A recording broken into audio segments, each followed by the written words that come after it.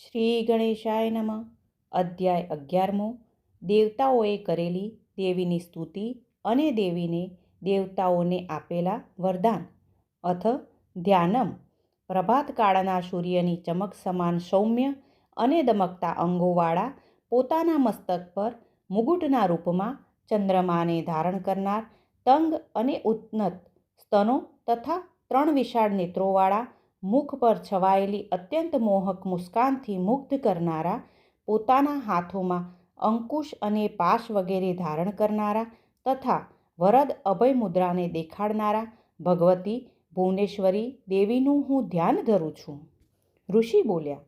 દેવ અને દાનવ વચ્ચેના રણસંગ્રામમાં મહાઆતત્યાયી અસુર રાજા શુંભનો કાત્યાયની ચંડિકા દેવીએ નાશ કર્યો ત્યારે પોતાના શત્રુના વધથી અત્યંત પ્રસન્ન થઈ બનેલા ઇન્દ્ર આદિ સર્વ દેવતાઓ અગ્નિદેવને આગળ કરી દેવી સમક્ષ ઉપસ્થિત થયા. દૈત્યરાજ શુંભનો વધ તેમના માટે સૌથી મોટી ઇષ્ટિ સિદ્ધિ હતી, એટલે પ્રસન્નતાથી તેમના ચહેરા ખીલી ઉઠ્યા અને તેના પ્રકાશથી ચારે દિશાઓ ઝગમગી ઉઠી.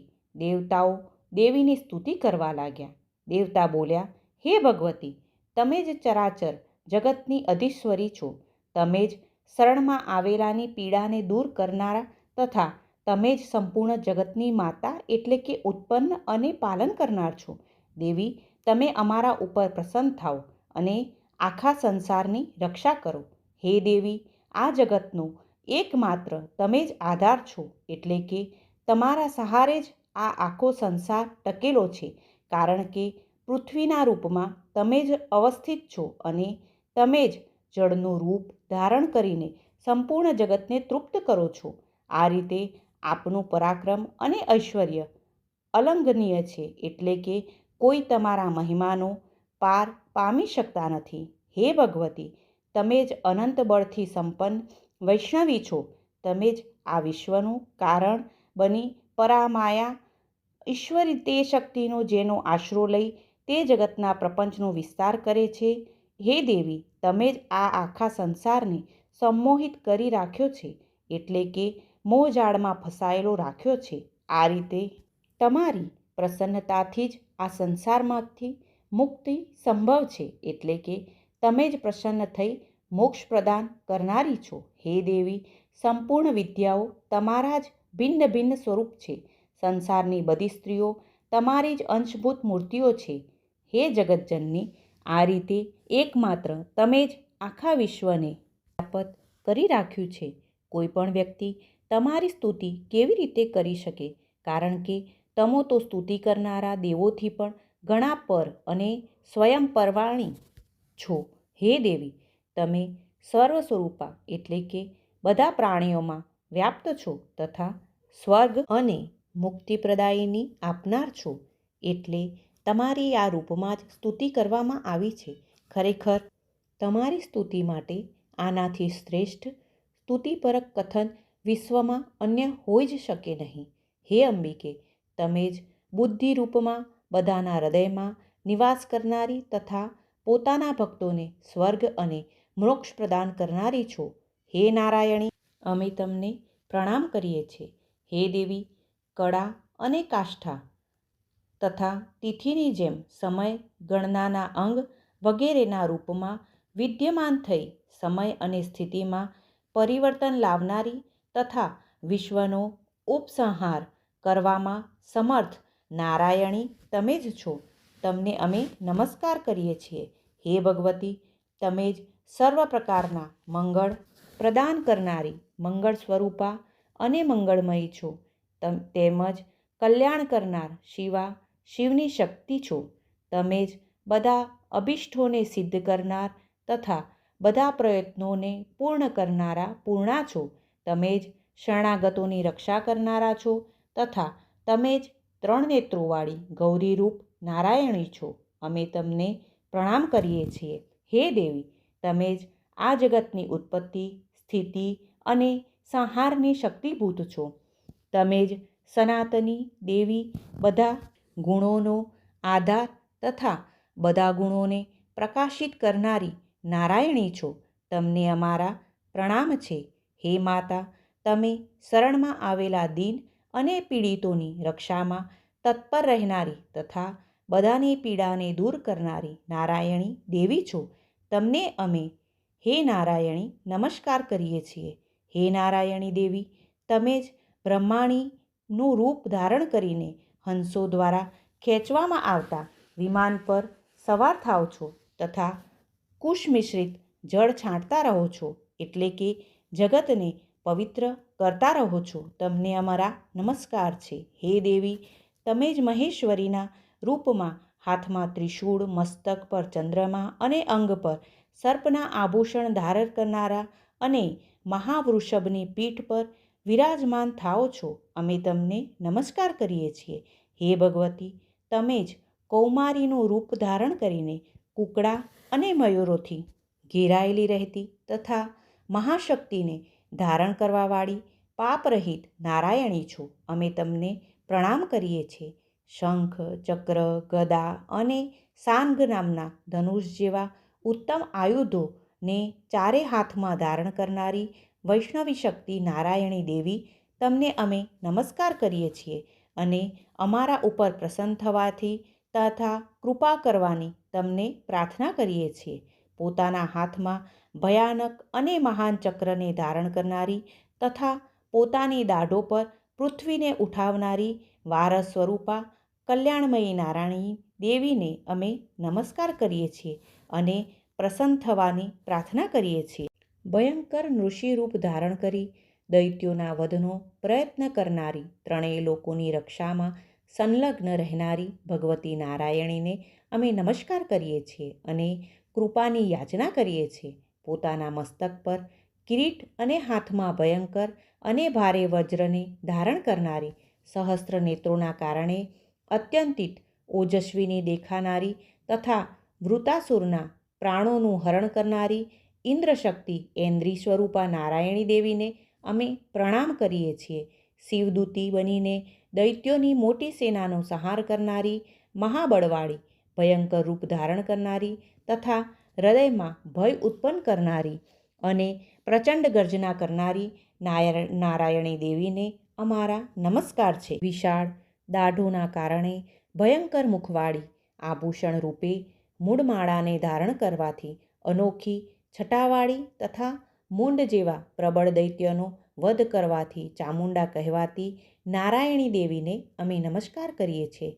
લક્ષ્મી, લજ્જા, મહાવિદ્યા, શ્રદ્ધા, પુષ્ટિ, સ્વધા, ધ્રુવા, મહારાત્રિ અને મહાઅવિધા વગેરે વિવિધ રૂપોમાં સુશોભિત થનારી નારાયણી દેવીને અમારા પ્રણામ છે.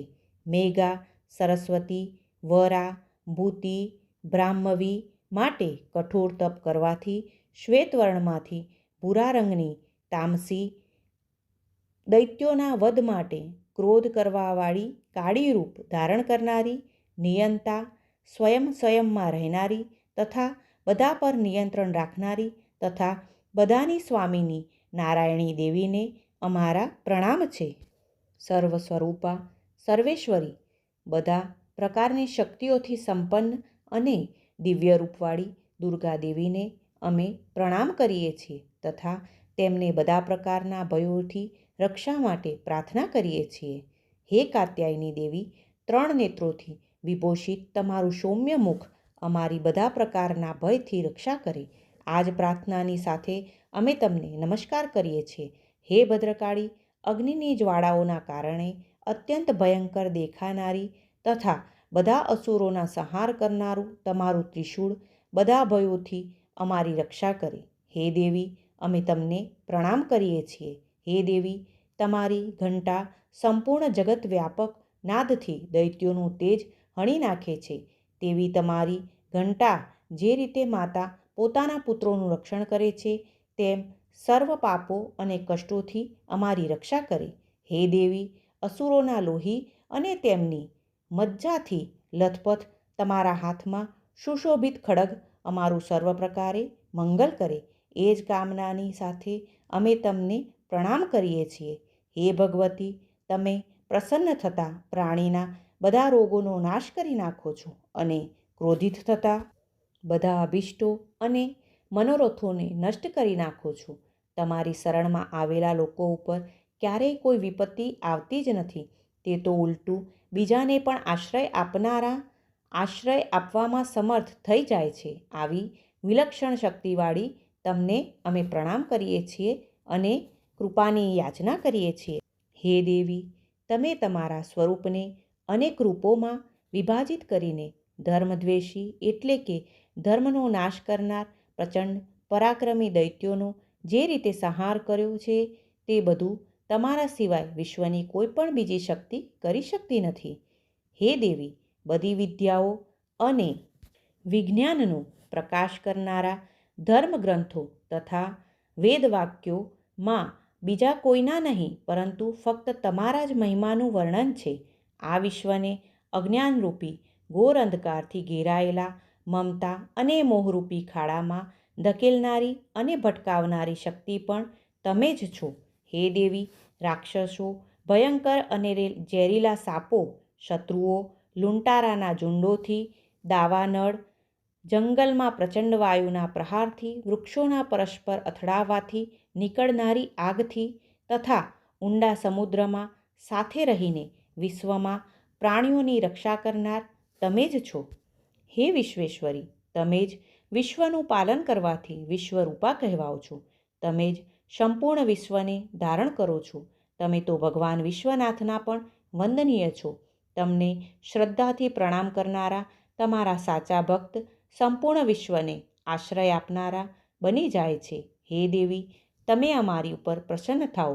આ સમયે જે રીતે તમે અમારા શત્રુઓનો વધ કરીને અમારી ઉપર કૃપા કરી છે, અમારી રક્ષા કરી છે, એ જ રીતે ભવિષ્યમાં પણ અમારી રક્ષા કરતા રહેજો. અમારી પ્રાર્થના છે કે તમે સંપૂર્ણ જગતના પ્રાણીઓના પાપોને નષ્ટ કરી નાખો તથા અધર્મને લીધે દેવી ઉત્પાતોથી થનાર ભૂકંપ, મહામારી જેવા ઉપદ્રવોને જલ્દીથી શાંત કરી દો.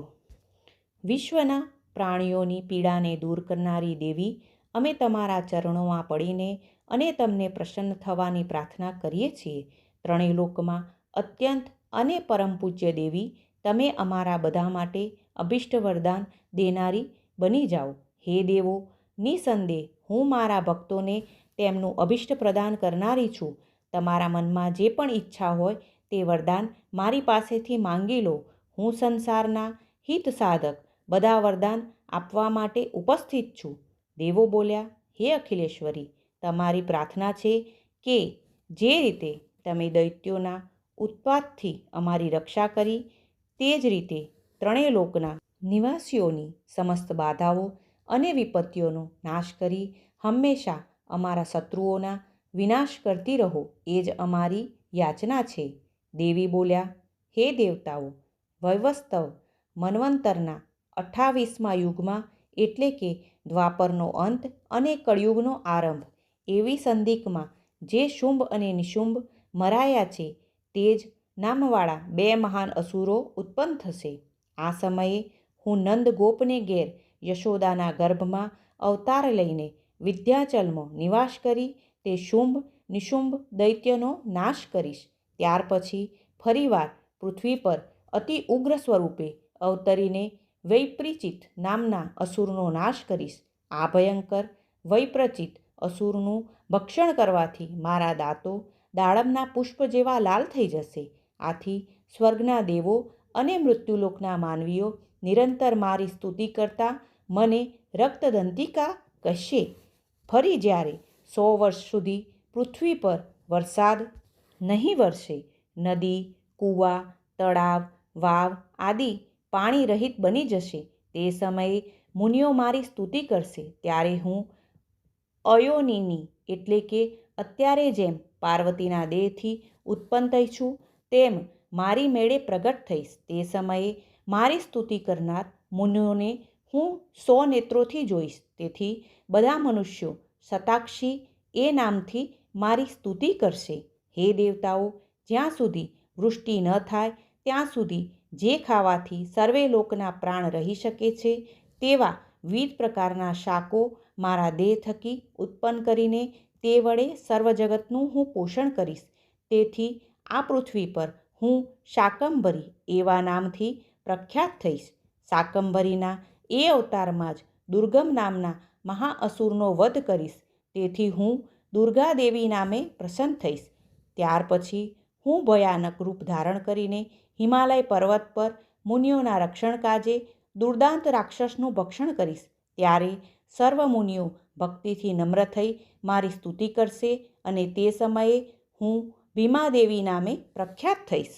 જ્યારે અરુણ નામનો મહાન અત્યાચારી અસુર ત્રણેય લોકમાં ભારે પીડા કરશે, ત્યારે હું 6 પગ પાડી ભમરીનું રૂપ ધારણ કરીને ત્રણેય લોકના હિત માટે તે દુષ્ટ દૈત્યનો નાશ કરીશ. ત્યારે સગળા લોક મારી ભ્રામરી દેવી નામથી સ્તુતિ કરશે. આ પ્રમાણે જ્યારે જ્યારે દૈત્યો દ્વારા ઉપદ્રવ થશે, ત્યારે ત્યારે હું વિવિધ અવતાર ધારણ કરી દૈત્યોનો તથા માનવતાના શત્રુઓનો સંહાર કરીશ. શ્રી માર્કંડેય પુરાણમાં સાવર્ણિક મન્વંતર કથાના દેવી મહાત્મ્યમાં નારાયણી સ્તુતિ નામનો 11મો અધ્યાય.